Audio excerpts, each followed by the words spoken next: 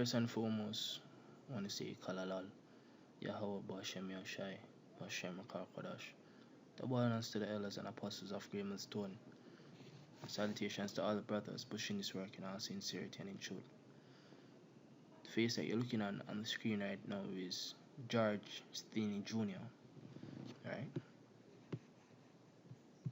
This is an article from Wikipedia about Goerge Stinney Jr.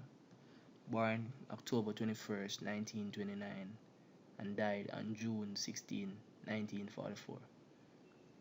Was an African American youth who was convicted of murdering two white girls, ages 7 and 11, in his hometown of Alculu, South Carolina. He was executed by electric chair. In June of that year, the court refused to hear his appeal, and the appeals on his behalf to the governor for clemency were denied. He is the youngest American to be sentenced to death and executed. This word American here is a byword, right? This young man is an Israelite according to the Bible, right? Because our people, the true biblical Israelites, are the ones who have been classified by other names. They have been classified by name of Americans, Indians, because our people are the Negroes, Latinos, and Native American, right?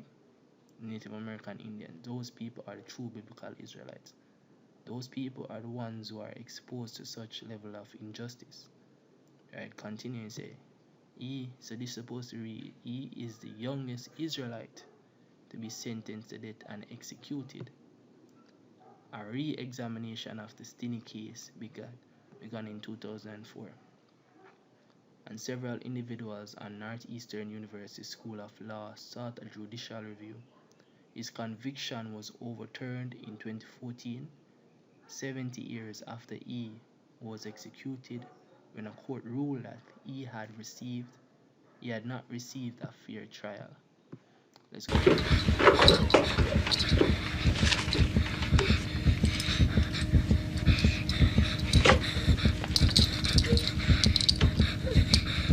Unto thee, O Lord, do I lift up my soul. O my God, do I trust in thee. Let me not be ashamed. Let not mine enemies triumph over me. Yea, let none that wait on thee be ashamed. How you coming there, Be Junior? ashamed which transgress without cause.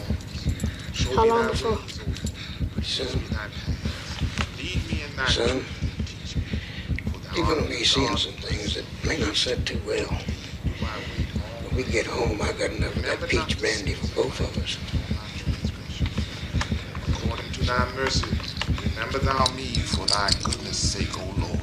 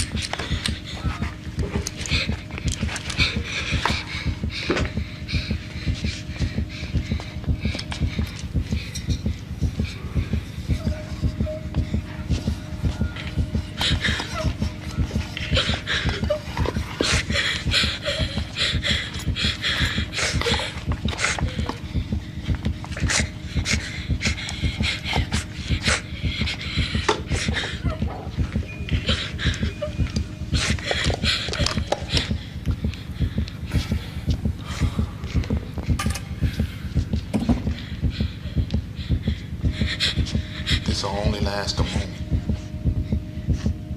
Think about it like you're leaping over a wide ditch. And when you land, you'll be in heaven.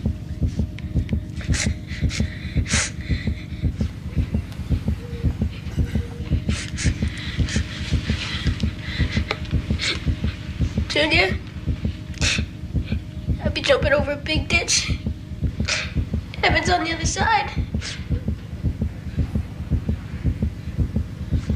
there anything you want to say? Any last words?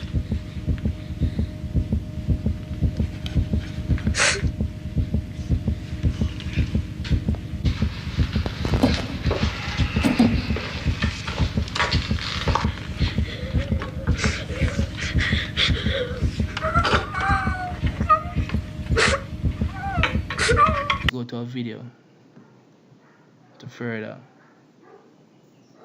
embellish on this matter. He did not do this. He did not do this. Supporters of Goerge Stinney Jr. are celebrating the little things. The fact that after 70 years, a judge ruled the 14-year-old did not get a fair trial. He was convicted of brutally murdering 2 young white girls in 1944 in a trial that lasted just 1 day. It was worth it. The time I put in was worth it. The murders shocked the small Clarendon County town of Alcaloo. Mary Emma Thames and Betty June Binnicker were found dead in a watery ditch. Well, now, may his soul rest truly in peace. The effort to clear Stinney's name started a decade ago. Historian George Frierson heard about the case against Stinney, bringing years of research to attorneys. I was born in Alcaloo. The stigma of having my birthplace attached to a travesty like this, it's kind of hard to swallow. It's a legal Hail Mary, and it was caught in the end zone. Miller Sheely is one of the attorneys who argued the case. He and other attorneys said Stinney's day-long trial in 1944 was not fair. They said his court-appointed attorney called no witnesses and filed no appeal. Stinney's parents were not present during questioning after he was arrested. Ultimately, Stinney confessed to the murders, but no record of that confession exists. Sheely says it was a 600-year-old legal argument that made the case as he and other attorneys presented evidence. The judge's decision was that his constitutional due process rights were violated. In her ruling, Circuit Court Judge Carmen Mullen writes that Stinney, who was black, was convicted by a jury of 12 white men, that his attorney did little to nothing in defending him, and that fundamental violations of due process exist. Stinney's sister, Amy Ruffner, says she always believed in his innocence. This shows a couple things. It shows that there is no justice for our people in this land, right? Because where we are right now is the land of our captivity. We do not belong here, right? We are not. This land is not governed by anyone of our people, right? It also shows that the so-called white man has no mercy for our people, and that is according to the scriptures, right? This is the book of Amos chapter 1 verse 11. Thus saith the Lord, for 3 transgressions of Edom referring to the so-called white man, right? And for 4, I will not turn away the punishment thereof, thus showing you that there is a punishment that is coming for Edom, right? And why the punishment is coming for him? Because he did pursue his brother with the sword, right? And did cast off all pity. So he doesn't have any pity on our people, right? Our people are the biblical Israelites. He doesn't have any pity on our people. That's why the Heavenly Father is going to punish them. And his anger did tear perpetually, and he kept his wrath forever, right? His anger for our people tear perpetually. Up until this day, they have a high level of hatred for our people, right? They might not know why, but they do. They don't like our people, which are the Israelites, right? And they are going to be punished for the injustice that they have brought upon our people. Why? Zechariah chapter 2, verse 8, for thus said the Lord of hosts, after the glory that he sent me unto the nations spoiled you, for he that toucheth you toucheth the apple of his eye, because ye have touched the apple of the Heavenly Father's eye, right? Revelation chapter 13 verse 9 says, if any have an ear, let him hear. He that leadeth into captivity shall go into captivity. He that killeth with the sword must be killed with the sword. Here is the patience and the faith of the saints. Right? Psalms 137 verse 7. Remember, O Lord, the children of Edom, in the day of Jerusalem, who said, raise it, which means destroy it, even to the foundation thereof, right?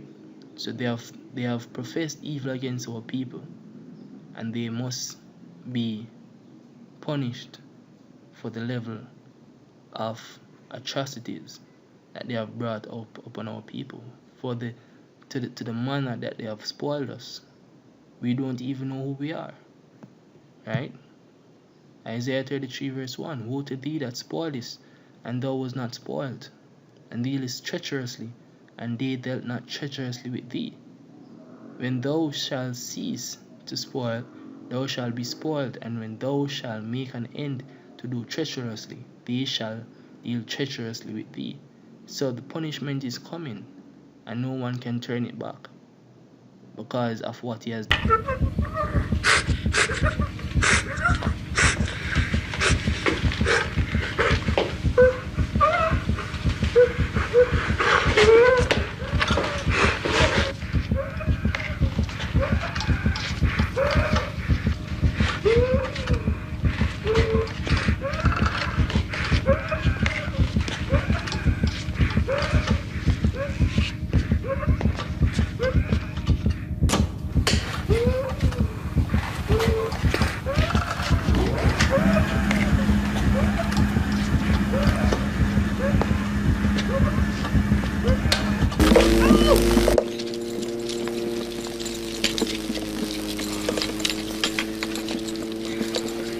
Please, can we go?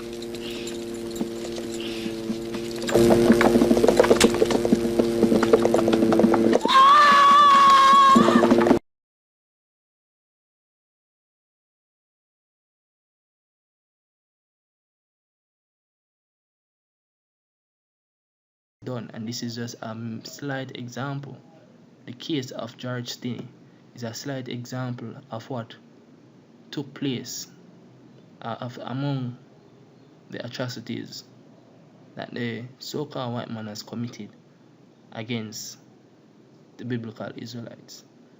This is just a small case, and there are many more out there which needs to have a recompense for. Alright? So with that, let's say it was edifying unto the elect of the nation of Israel. I want to say Kalalal, Yahweh, Ba'ashem Yahushai, Ba'ashem Rakar Kodash. The abundance to the elders and apostles of Great Stone, and salutations to all the brothers pushing this work in all sincerity and in truth. Shalom.